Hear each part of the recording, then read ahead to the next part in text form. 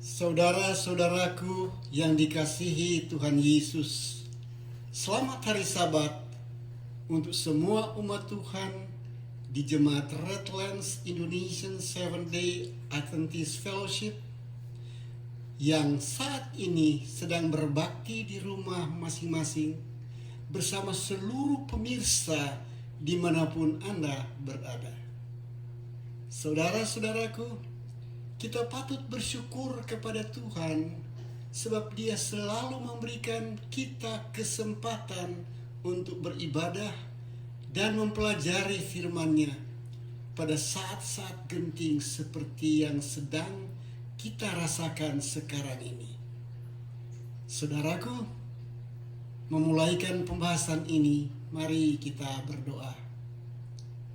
Ya Tuhan Bapa di surga, berikanlah kami roh-Mu yang kudus, menuntun hati pikiran kami supaya kami dapat mengerti pelajaran yang kami akan pelajari, dapat memberikan kami kesempatan untuk menghidupkan karakter Tuhan di tengah-tengah dunia ini menjelang kedatangan-Mu yang kedua kali adalah doa kami. Amin. Pelajaran kita pada hari Sabat ini, Sabat 19 September 2020, pelajaran sekolah Sabat berjudul Pekabaran yang Patut Dibagikan. Ayat inti atau ayat hafalan terdapat di dalam Wahyu 14 ayat 6 dan 7. Dan aku melihat seorang malaikat lain terbang di tengah-tengah langit, dan padanya ada Injil yang kekal untuk diberitakan kepada mereka yang diam di atas bumi dan kepada semua bangsa dan suku dan bahasa dan kaum. Ia berseru dengan suara nyaring, takutlah akan Allah dan muliakanlah Dia, karena telah tiba saat penghakimannya. Dan sembahlah Dia yang telah menjadikan langit dan bumi dan laut dan semua mata air. Saudaraku, Injil adalah kabar baik tentang Yesus. Yesus yang mengalami kematian yang selayaknya kita manusia terima, sehingga kita bisa menjalani kehidupan yang selayaknya Dia terima. Itulah sebabnya di dalam Kristus ada 3 hal yang penting. Kita dibenarkan atau justification by faith pada saat menerima Yesus. Kita dikuduskan atau sanctification by faith. Seumur hidup kita dikuduskan. Dan kita dimuliakan nanti. Kita akan menerima glorification pada saat kedatangan Kristus yang kedua kali. Alkitab berfokus pada 2 kedatangan. Kedatangannya yang pertama dan kedatangannya yang kedua kali. Buku terakhir Alkitab, yaitu buku Wahyu, ditulis khusus untuk mempersiapkan dunia bagi kedatangan Kristus yang kedua kali. Berita ini adalah pesan yang mendesak untuk dunia kita di akhir zaman ini. Saudaraku, mari kita mulai dengan pekabaran kebenaran masa kini. Menurut Rasul Petrus dalam 2 Petrus 1 ayat 12. Karena itu aku senantiasa bermaksud mengingatkan kamu akan semuanya itu, sekalipun kamu telah mengetahuinya dan telah teguh dalam kebenaran yang telah kamu terima. Pekabaran kebenaran saat ini, saudaraku, memiliki makna yang kekal, yaitu Yesus sudah datang dan Dia akan datang kembali di zaman kita. Pekabaran masa kini, saudaraku, dinyatakan bahwa Yesus adalah saksi yang sejati akan karakter Bapanya, dan Dia adalah penguasa raja-raja di bumi. Yesus adalah saksi yang sejati yang memantulkan karakter Allah Bapanya. Wahyu pasal 1 ayat 5 sampai 7. Ayat 5 berbunyi, dan dari Yesus Kristus saksi yang setia, yang pertama bangkit dari antara orang mati dan berkuasa atas raja-raja di bumi. Bagi Dia yang mengasihi kita, yang telah melepaskan kita dari dosa kita oleh darah-Nya, dan telah membuat kita menjadi suatu kerajaan, menjadi imam-imam bagi Allah Bapa-Nya. Bagi Dialah kemuliaan dan kuasa sampai selama-lamanya. Amin. Ayat 7, suatu pekabaran yang dimulai ini adalah, lihatlah, Ia datang dengan awan-awan. Saudara yang dikasihi Tuhan, pekabaran kebenaran masa kini, kita harus tanyakan dengan pertanyaan ini. Mengapa Yesus memberi pekabaran pada kita dalam kitab Wahyu? Apa maksudnya? Agar mendapat kebahagiaan, sebab waktu kedatangan Tuhan sudah sangat dekat. Itulah yang disebutkan oleh pewahyu di dalam Wahyu 1 ayat 1 dan 3. Ayat 1 berbunyi, inilah wahyu Yesus Kristus yang dikaruniakan Allah kepadanya, supaya ditunjukkan kepada hamba-hambanya apa yang harus segera terjadi. Ayat 3, berbahagialah ia yang membaca dan mereka yang mendengarkan kata-kata nubuat ini dan yang menuruti apa yang ada tertulis di dalamnya, sebab waktunya sudah dekat. Saudara-saudaraku, apakah fokus pekabaran akhir zaman di dalam kitab Wahyu? Paling kurang ada 2 fokus. Fokus pertama, kemenangan Yesus dan para pengikutnya yang setia. Wahyu 7 ayat 14 menyatakan, mereka akan berperang melawan anak domba atau Yesus, tapi anak domba akan mengalahkan mereka, karena Yesus adalah Tuhan di atas segala Tuhan, Raja di atas segala Raja. Juga mereka yang bersama-sama dengan Dia akan menang, yaitu mereka yang terpanggil, yang telah dipilih, dan yang setia. Saudaraku, apakah fokus yang berikut yang disebutkan pekabaran akhir zaman di dalam kitab Wahyu? Fokus yang kedua adalah Yesus datang segera. Dalam Wahyu 1 ayat 7 contohnya, dan Wahyu 22 ayat 7, 12, 20. Mari kita membaca Wahyu 1 ayat 7. Lihatlah, Ia datang dengan awan-awan. Setiap mata akan melihat Dia, juga mereka yang telah menikam Dia, dan semua bangsa di bumi akan meratapi Dia. Ya, amin, begitulah. Pasal 22 ayat 20. Ia yang memberi kesaksian tentang semuanya ini. Yesus yang memberi kesaksian tentang semuanya ini. Dia sendiri berfirman, ya, aku datang segera. Amin, datanglah Tuhan Yesus. Inilah sambut dari pewahyu supaya Yesus segera datang. Apakah pekabaran akhir zaman kitab Wahyu? Disebutkan di dalam Wahyu 14 ayat 6 sampai 12 itu adalah pekabaran 3 malaikat. Tentang pertama penghukuman, kedua tentang Babel rubuh, ketiga tentang menurut hukum. Wahyu 14 ayat 6 dan 7 kita melihat apa pekabaran malaikat pertama. Dan aku melihat seorang malaikat lain terbang di tengah langit, dan padanya ada Injil yang kekal, untuk diberitakan kepada mereka yang diam di atas bumi, kepada semua bangsa, suku, dan bahasa, dan kaum. Dan ayat 7 disebutkan, dan ia berseru dengan suara nyaring, takutlah akan Allah dan muliakan Dia, karena telah tiba saat penghakimannya, dan sembahlah Dia yang telah menjadikan langit dan bumi, dan laut, dan semua mata air. Inilah pekabaran malaikat yang pertama. Pekabaran malaikat yang kedua tentang Babel rubuh. Apa artinya, saudaraku? Kita dengarkan dulu. Pekabaran malaikat yang kedua ini dalam Wahyu 14 ayat 8.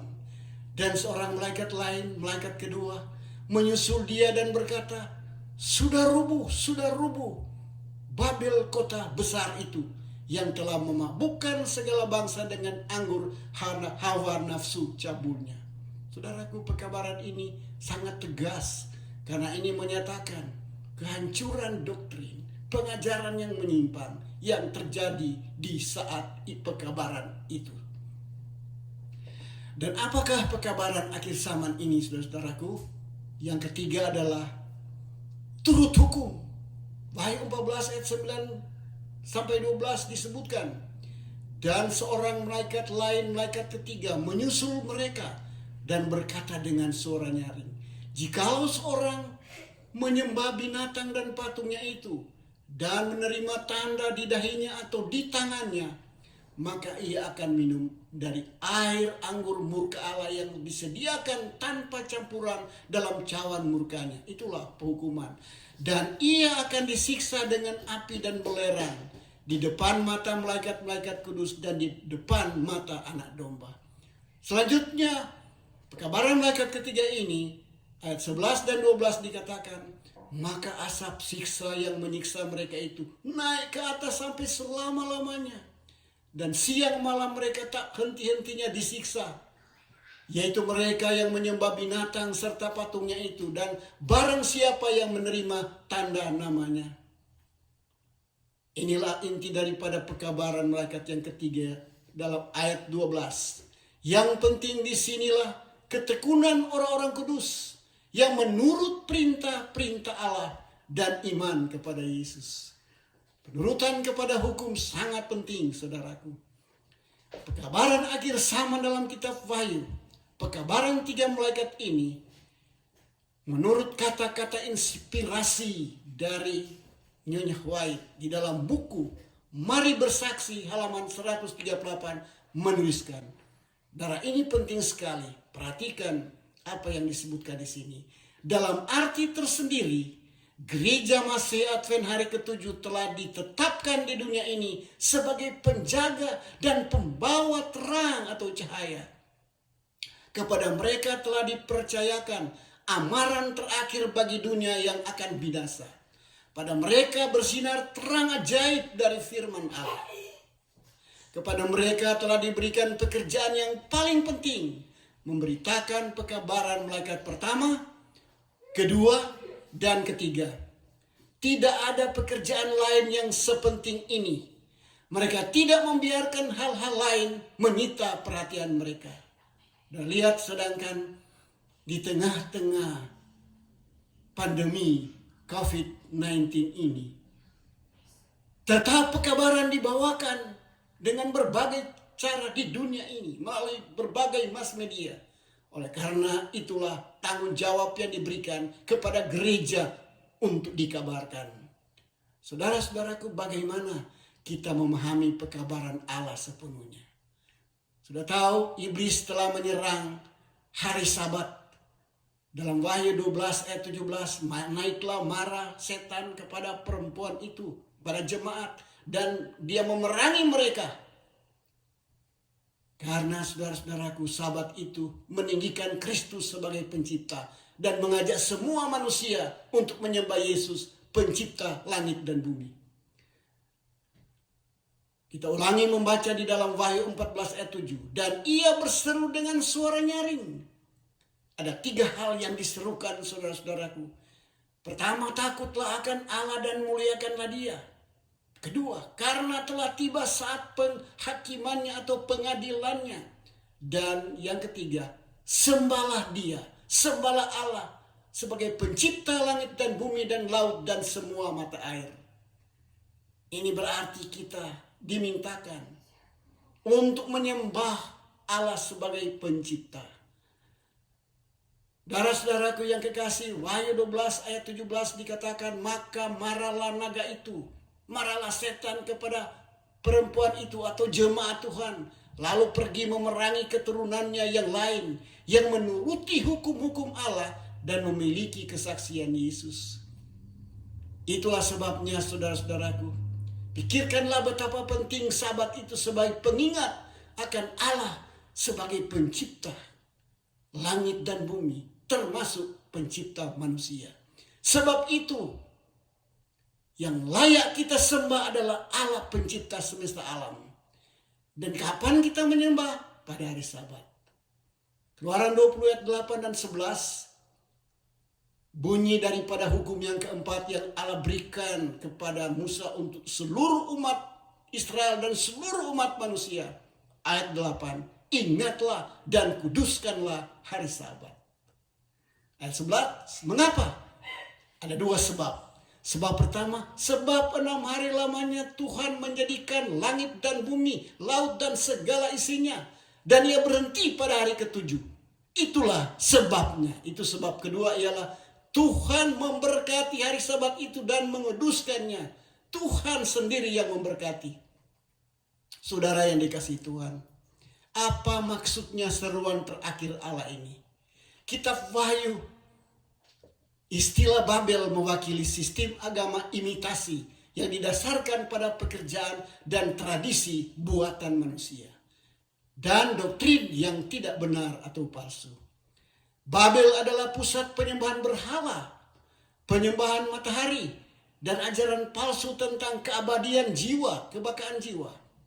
Dan sistem agama imitasi ini telah meniru dan mempraktekkan keagamaan kuno ke dalam ibadahnya. Pekabaran Allah agar keluar daripadanya. Umat-umat Allah keluar dari peribadatan yang salah.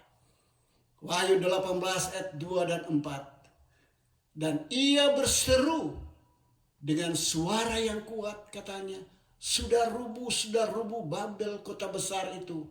Dan ia telah menjadi tempat kediaman roh-roh jahat, tempat bersembunyi semua roh najis, dan tempat bersembunyi segala burung yang najis dan yang dibenci. Itu sebabnya umat-umat Allah harus keluar dari dosa-dosa Babel agar terlepas dari murka Allah. Wahyu 18 ayat 2 dan 4. Ayat 4 mengatakan, lalu aku mendengar suara lain dari surga berkata, pergilah kamu hai umatku, pergilah daripadanya, supaya jangan kamu mengambil bagian dari dosa-dosanya, dan supaya kamu jangan ditimpa malapetaka atau kutuk yang terdapat di dalam kitab itu sendiri. Saudara-saudaraku yang dikasihi Tuhan, umat Allah harus keluar dari dosa-dosa Babel agar terlepas dari murka Allah. Secara ilahi, Allah telah membangkitkan gereja Masih Advent hari ke-7 untuk meninggalkan pekabaran Kristus dalam seluruh kepenuhannya. Memuliakan Yesus berarti meninggikan semua ajarannya, termasuk memelihara hari Sabat. Karena dia adalah satu-satunya jalan kebenaran dan hidup. Yesus sendiri mengatakannya di dalam Yohanes 14 ayat 6. Kata Yesus kepadanya, akulah jalan dan kebenaran dan hidup. Tidak seorang pun datang kepadaku kalau tidak melalui aku. Yesus telah memberikan keteladanannya untuk berbakti pada hari Sabat. Lukas 4 ayat 16. Dan di sini panggilan kepada gereja Masih Advent hari ke-7 menyerukan amaran terakhir ini. Ellen G. White dalam nasihat bagi jemaat halaman 83. Dengarkanlah kata-kata yang penting ini. Allah telah memanggil gerejanya pada masa ini. Sebagaimana Allah memanggil Israel pada zaman purba. Untuk berdiri sebagai terang dalam dunia ini. Oleh pedang kebenaran, pekabaran malaikat pertama, kedua, dan ketiga. Tuhan telah memisahkan mereka dari gereja-gereja dan dari dunia untuk membawa mereka ke dalam hubungan yang kudus dengan Tuhan. Ketiga malaikat dalam Wahyu 14 menggambarkan umat yang menerima terang kebenaran Allah dan keluar sebagai wakil-wakilnya untuk membunyikan amaran di seluruh muka bumi. Kristus menegaskan kepada seluruh pengikutnya, kamu adalah terang dunia. Sebagaimana yang dituliskan di dalam Matius pasal 5 ayat 14 dan 16. Ayat 14, kamu adalah terang dunia. Kota yang terletak di atas gunung tidak mungkin tersembunyi. dia harus kelihatan. Ayat 16, demikianlah hendaknya terangmu bercahaya di depan orang. Itu sebabnya pekabaran ini harus go public, harus ke seluruh dunia, secara global diberitakan, dikabarkan. Nyonya White di dalam nasihat bagi jemaat halaman 83, Kristus menerima dengan sangat gembiranya setiap tenaga manusia yang diserahkan kepadanya. 3 hal penting ini terus perhatikan. Percakapkanlah, beritakanlah, katakanlah. Kedua, doakanlah, nyanyikanlah hal itu. Jadi kita harus khotbahkan, percakapkan, kita harus doakan, kita harus nyanyikan hal itu bagi kemuliaan Tuhan. Penuhi dunia dengan pekabaran kebenaran dan teruskan ke daerah-daerah seberang. Itu sebabnya penginjil Markus mengatakan dalam Mark 16 verse 15, and he said unto them, go ye into all the world and preach the gospel to every creature. Yesus berkata kepada murid-muridnya, dan itu perintah kepada kita juga. Pergi ke seluruh dunia, khotbahkanlah Injil kepada setiap makhluk. Saudara-saudaraku, Injil kekal masa lalu, masa kini, dan masa depan sama. Frase Injil kekal berbicara tentang masa lalu, masa sekarang, dan masa depan. Itu rencana keselamatan yang ada di dalam pikiran Allah sebelum kejatuhan manusia di Taman Eden. Wahyu 13 ayat 8 kita baca di dalam terjemahan King James Version. Revelation 13 verse 8 bagian kedua. The Lamb slain from the foundation of the world. Anak domba atau Yesus telah mati menjelang permulaan dunia atau dunia ini diciptakan. Pena Inspirasi menuliskan di dalam Alfa Omega jilid 5 halaman 16. Rencana penebusan kita bukanlah suatu buah pikiran yang lahir belakangan. Suatu yang dirumuskan sesudah Adam berdosa. Tidak, rencana tersebut adalah kenyataan sesuai dengan rahasia, kenyataan rahasia yang didiamkan berabad-abad lamanya.